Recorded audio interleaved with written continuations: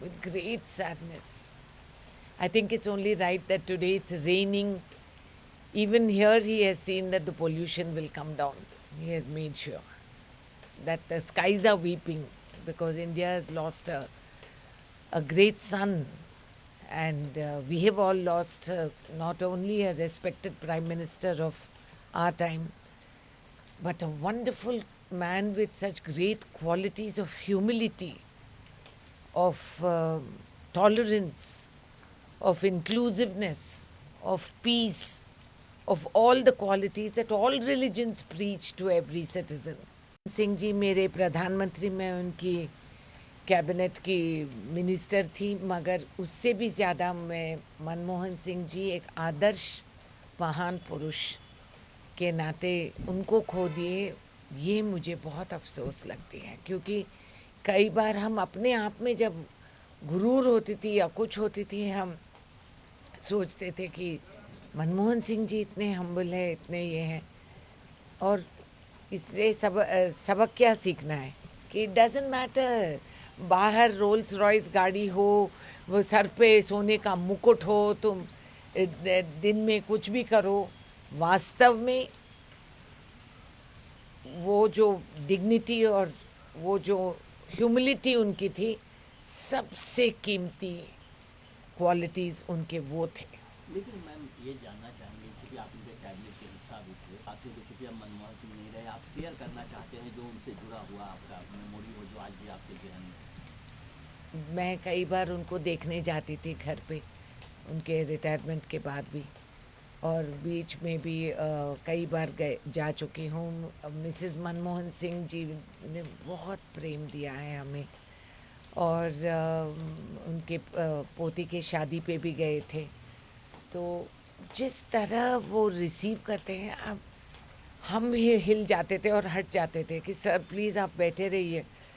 मेरे जैसे जूनियर को भी वो बाहर तक आके गाड़ी बिठा के भिजवाते थे, और मैं कई बार रिक्वेस्ट, सर प्लीज़ आप। एंड मिसेस मनमोहन सिंह जी भी वैसी है, वो खुद किचन में जाके कुछ ना कुछ खाने पीने ले आके, ये एफेक्शन, ये प्रेम, पद हो या ना हो कोई फ़र्क नहीं पड़ा। और पद से मैंने उनकी कोई फ़ायदा उठाने की सोची तक नहीं मैं कभी, मगर ये जो लगाव, ये जो मेल, जो ये जो एफेक्शन जो मिलता है, शायद इसका यू कांट मेजर इट। इसका ना कोई मापदंड कर सकते हैं, ना कुछ और कर सकते हैं। मेरी किस्मत अच्छी थी कि I could meet such a nice human being, कि इतना नेक इंसान, जो महात्मा गांधी कहते थे हम लोग समझ में नहीं आते, और हमारी उम्र कम है तो हम जवानी में यही सोचते थे कि जो घड़ी पहने, जो गाड़ी में चले, उससे हमारी पहचान होती है। नहीं, ऐसे मौके पर जो गुण सुगुण जो इंसान में होते हैं, जो बड़े हमें सिखाते थे बचपन में कि तुम्हारी अपनी पहचान अपनी कैरेक्टर से होती है, ये सब फालतू चीज़ होते हैं जो इर्द गिर्द में। कई बार दिल में जलन होती थी कि मेरे पास इतने पैसे नहीं है, मैं नहीं कर सकती हूँ ये सब। मगर आज उन मनमोहन सिंह जी को देखकर मुझे पूरा समझ में आया, एंड मैं बहुत कंफर्टेबल बन गई उसके बाद। ठीक है, मेरा पुराना खटारा गाड़ी है, हाथ पे घड़ी नहीं है, सोने चांदी हीरे मोती नहीं पहनते हम, है ही नहीं, मगर ठीक है, हम भी ठीक है, क्योंकि मनमोहन सिंह जी ने हमें रास्ता दिखाए थे। Two-time former Prime Minister Manmohan Singh is no more. How do you remember? With great sadness. I think it's only right that today it's raining. Even here, he has seen that the pollution will come down. He has made sure that the skies are weeping because India has lost a great son. And we have all lost not only a respected Prime Minister of our time, but a wonderful man with such great qualities of humility, of tolerance, of inclusiveness, of peace, of all the qualities that all religions preach to every citizen, every believer of every faith. That these are the qualities you need to look at. When we were younger, we used to always feel, this very dikhava attitude that people have.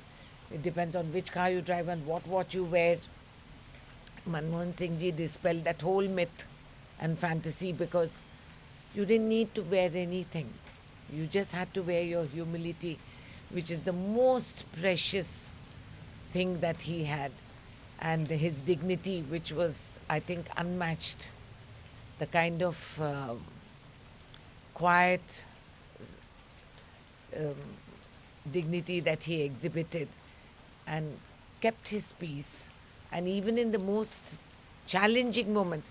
Now, this is not to be mistaken that he was a soft or pushover. Not at all. When he decided that something had to be done, it would be done.